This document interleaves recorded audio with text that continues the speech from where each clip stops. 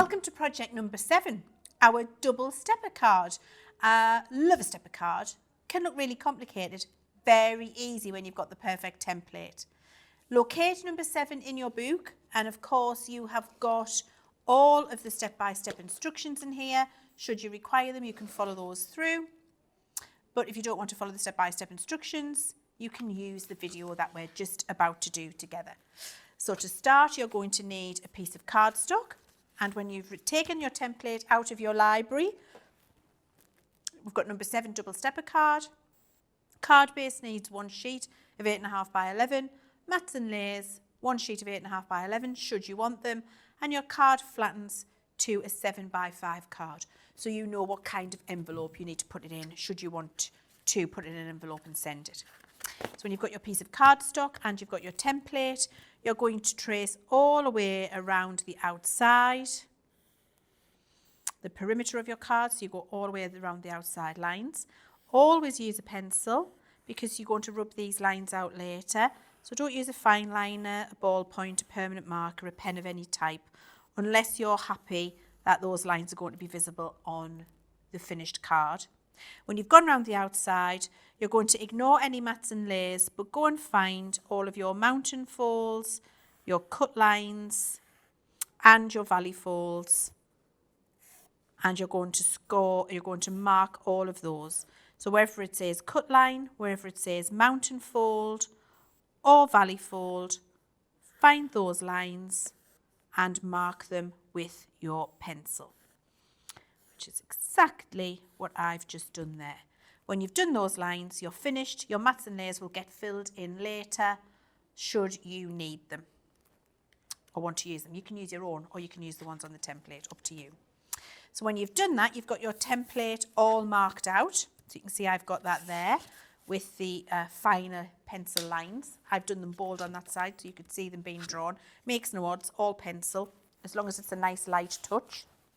And when you've done that, you're going to take your sharp scissors or a craft knife and ruler, and you're going to cut around the perimeter of the card so that you've got your finished card piece ready. Then you're going to take your scoring tool and your ruler or a scoring board, and you're going to score all of your score lines, should they be mountain fold or valley fold. So wherever it says mountain fold and valley fold on your template, that's where you're going to score. So just keep your template beside you, to the side or above, wherever you can refer back to it, and just check what you're going to do. And I can see that these lines here need to be a mountain fold, which means they need to be scored. So I always like to line up my pencil lines with a line on the grid of my mat, and that means my ruler can follow that grid on my mat nice and closely, and that means I'll get a precise score line in the correct place. So tool goes onto the pencil line, ruler comes up to the tool, following the grid on the mat, and then score where your pencil line is. And do that for all of the score lines. So tool onto the pencil line, ruler up to the tool, score.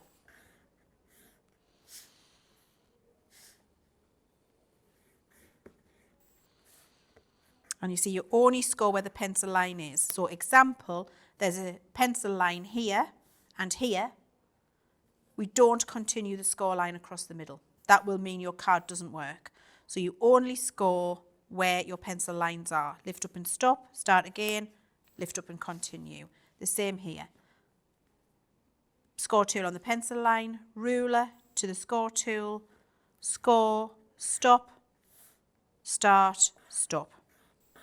And do that all the way across your card, so all of your score lines are in place. Once you've done that with your score lines, we're then going to put our cut lines in place, and our cut lines on this card run from this score line to this score line. So we're going to start here and end here. So you'll take your craft knife, and I'll just show you that here because we've got them drawn in, and you're going to cut from here to here on both sides. So you take your craft knife and ruler,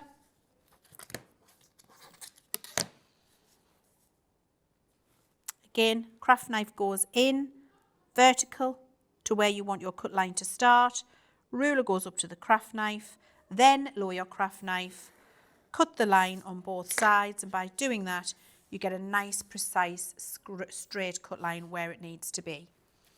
Once you've done that, we're going to do our folds, and the folds are indicated for you on the template, and it's much easier to pinch those folds in place first before you start burnishing, because then you've given the card some memory.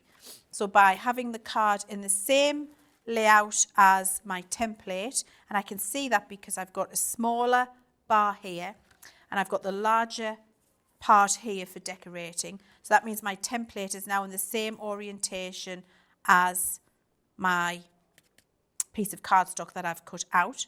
I can see where my mountain fold, valley fold, mountain fold, valley fold, mountain fold is. So I'm literally going to follow that and do the same on both sides by pinching.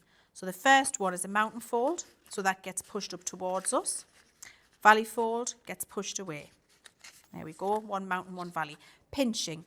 You don't need to worry about getting your burnished lines in place. I can see that this next one is a mountain followed by a valley. So I pinch them together because I've already done that side. And then this final one is a mountain. So that's being given some memory. Turn that round and do exactly the same. And this time you can follow what you've done on the template because it's mirrored. So I need a mountain and a valley, pinch, a mountain and a valley, pinch, and finally a mountain. And the final piece there is the mountain in the centre, pinch. Once you've done that, it will all just come together magically because all of your folds are in the correct place. And this is where you can take your tool and burnish and make all of those scored and folded lines nice and crisp. And I like to do it from the front and then from the reverse. And I'll run my bone folder all the way over.